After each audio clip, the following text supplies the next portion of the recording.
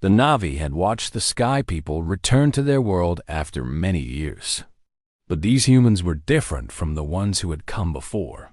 They did not arrive in great war machines with fire and thunder. They came in small ships, quiet and careful, and they asked permission to land.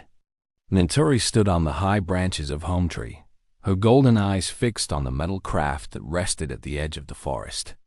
Her mate Jake Sully stood beside her, his tail flicking with unease. They had both seen what humans could do.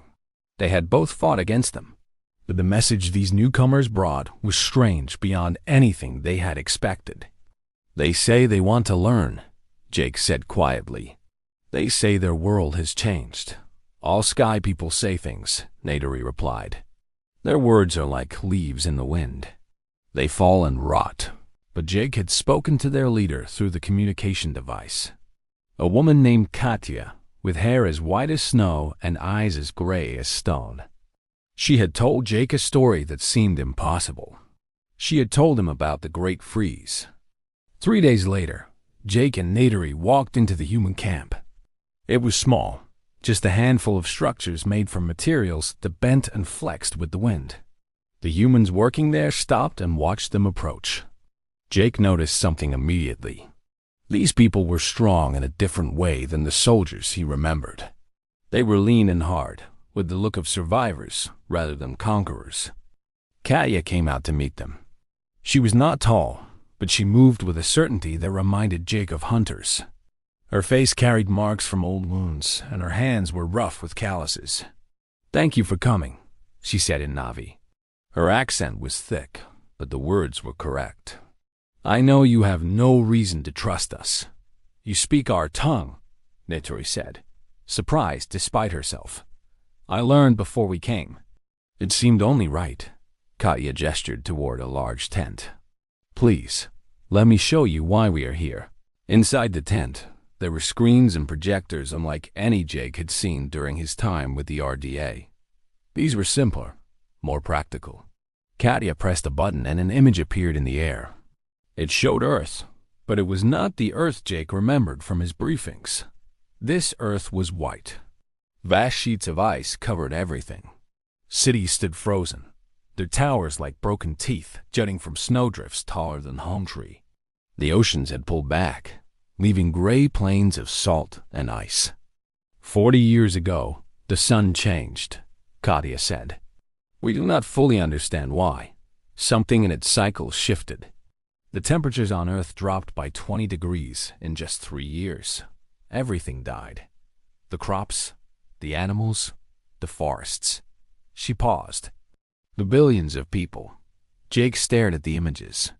He saw humans wrapped in furs and strange suits, digging through ice with their bare hands. He saw children with frozen tears on their cheeks. He saw mass graves carved into glaciers. We thought it was the end, Katya continued. Many gave up. They lay down in the snow and did not rise. But others refused. They said the cold would not win. They would not let it. She changed the image. Now it showed something different. Underground cities lit by artificial suns. Massive greenhouses where plants grew under glass domes while blizzards raged outside. Geothermal plants pumping heat from deep in the earth. People laughing, eating, working together. We learned to live in the ice, Katya said. We built new homes beneath the frost. We grew food without soil. We made warmth where there was none.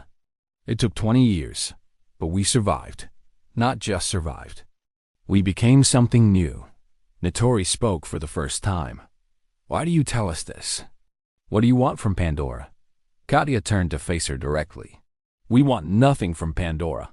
We came to give. She pulled up more images. Teams of humans working on damaged ecosystems. Ice being melted carefully to restore water systems. Plants being reintroduced to areas that had been barren. After the Great Freeze, we understood something we had not understood before. We saw how fragile everything was. How connected. When we destroyed our world, we destroyed ourselves. The ones who survived made a promise. Never again. We would learn to live with our world, not against it. Pretty words, Jake said. But I've heard pretty words from humans before. You have, Katya agreed. And those humans nearly killed this world too. I know the history. I know what the RDA did here. I know about the war. I am not asking you to forget that. She stepped closer to them. I am asking you to see that we have changed. The Great Freeze burned away our arrogance. It froze our greed. What grew from the ashes was different.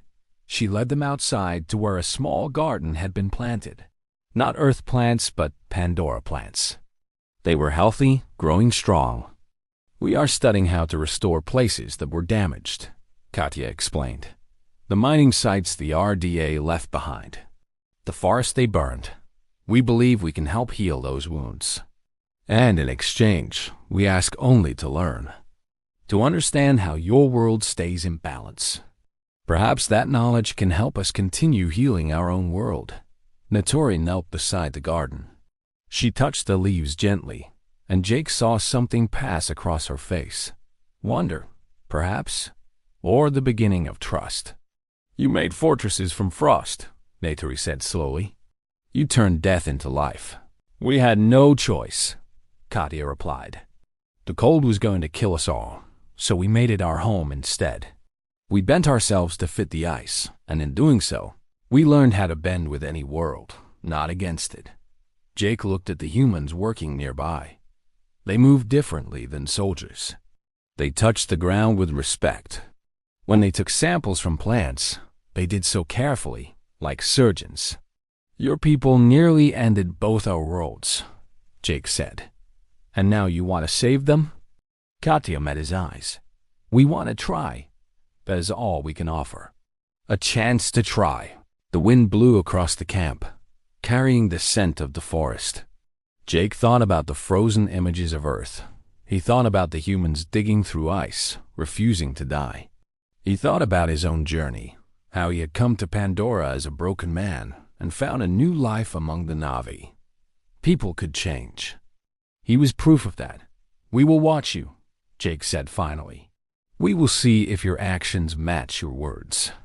If they do, then perhaps there can be something between our peoples. Something new. Katya nodded. That is more than we could have asked for. Months passed on Pandora.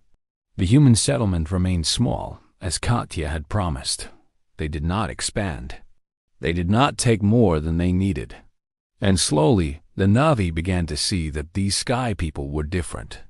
The first real test came when a sickness spread through a nearby clan. It was not a human disease, but something natural, a fungal infection that attacked the root systems of the trees. The forest began to wither in patches, and the clan who lived there grew desperate. Katya brought her team without being asked. They had devices that could detect the spread of the fungus underground. They had knowledge of how similar infections had been fought on Earth during the Great Freeze, when every scrap of growing thing was precious. The infection spreads through water in the soil, one of the human scientists explained to the clan's healer. We need to create barriers, channels that redirect the water away from healthy trees. The Na'vi were suspicious at first, but Naturi had accompanied the humans, and her presence calmed some fears. She watched as the humans worked beside the clan members, digging with their hands when machines would have been faster, moving at a pace the Na'vi set. It took weeks, but the infection was contained. The forest began to recover. Word spread among the clans. The sky people who lived with ice had come to Pandora, and they were helping without asking for anything in return. Some Na'vi did not believe it. They remembered the old humans too well. But others came to see for themselves. Mot, the spiritual leader of the Amaticaya, made the journey to the human camp one evening. She was old now, her face lined with years, but her eyes were sharp as ever. Katya welcomed her with the same respect she showed all visitors. I have seen your work, Mot said, but I do not understand your hearts. Tell me truly, Sky Woman, what do you seek here? Katya sat across from her, the firelight casting shadows on both their faces. My grandmother died in the first winter of the Great Freeze, she said. She was very old. She could not move fast enough to reach the shelters. My mother found her body in the snow. She was holding a small plant in her hands, a flower she had tried to save. She paused, her voice steady but heavy. That flower was extinct on Earth. It had been for decades. But my grandmother remembered it from her childhood, and she spent her last moments trying to protect it. She failed. The flower died with her. Moat listened without speaking. When I was young, my mother told me that story many times. She said that grandmother died because she understood something most people had forgotten, that we are part of the world, not separate from it. When we destroy the world, we destroy ourselves. When we save it, we save ourselves. Katya looked up at the bioluminescent forest around them. I came to Pandora because this world still lives the way all worlds should. I came to learn how to bring that life back to places where it has been lost, including Earth. Moat was quiet for a long moment. Then she reached out and took Katya's calloused hands in her own. Your hands are strong from hard work. Your heart has known great cold and great loss. Perhaps the ice burned away the sickness that was in your people before. She released Katya's hands. I will tell the clans that the sky people may stay, but you will always be watched. Trust is a tree that grows slowly. I understand, Katya said. We will tend that tree carefully. The seasons turned on Pandora. The humans kept their word. They restored the damaged mining sites, planting native vegetation and allowing the forest to reclaim what had been taken. They shared their knowledge freely, teaching the Na'vi about the technology they used while learning in return about the deep connections of life on Pandora. Jake often visited the human camp now. He found himself talking with Katya about the old days, about the Earth he barely remembered and the frozen world it had become. Do you ever want to go back? He asked her one evening. Earth is still healing, she replied. It will take generations, but yes, someday I would like to see the ice retreating. I would like to see green things growing where my grandmother died. She smiled slightly. Perhaps I will bring seeds from Pandora. Nothing that would harm the ecosystem there. Just something to remember this place by. You really have changed, Jake said. Your people, I mean. I didn't believe it at first. The cold changed us. When you are dying, when everything is dying around you, you learn what matters. You learn that life is the most precious thing in the universe. Not power, not wealth, just life itself. Nature rejoined them, sitting beside Jake. She looked at Katya with eyes that no longer held suspicion. My daughter wants to visit Earth, Nettori said. She asked many questions about the ice world. Katya laughed. The ice world is not as beautiful as this one, but it has its own wonders now. Cities that glow beneath the glaciers, forests growing in underground caverns, rivers that flow through tunnels of living ice. She tilted her head. Perhaps someday, when the journey becomes easier, there can be an exchange. Na'vi visiting Earth, more humans coming here to learn. Perhaps, Jake said, but not yet. Trust grows slowly. I know, Katya agreed, but it grows. That is what matters. Years later, when Jake was very old and his children had children of their own, he often told the story of the humans who survived the Great Freeze. He told how they had built fortresses from frost and cities from ash. He told how the worst disaster in human history had burned away their old nature and forged something new. They were not good before, he would say.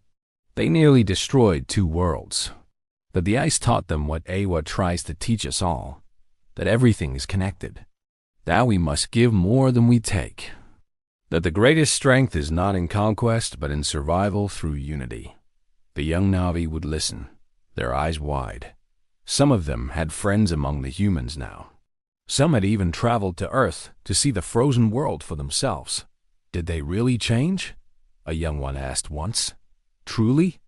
Jake smiled, his weathered face peaceful.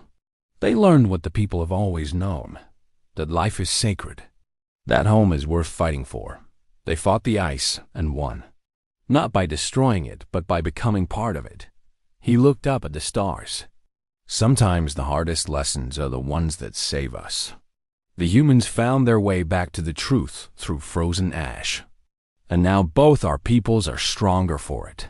Above Pandora, human ships and Navi Ikran flew in the same sky.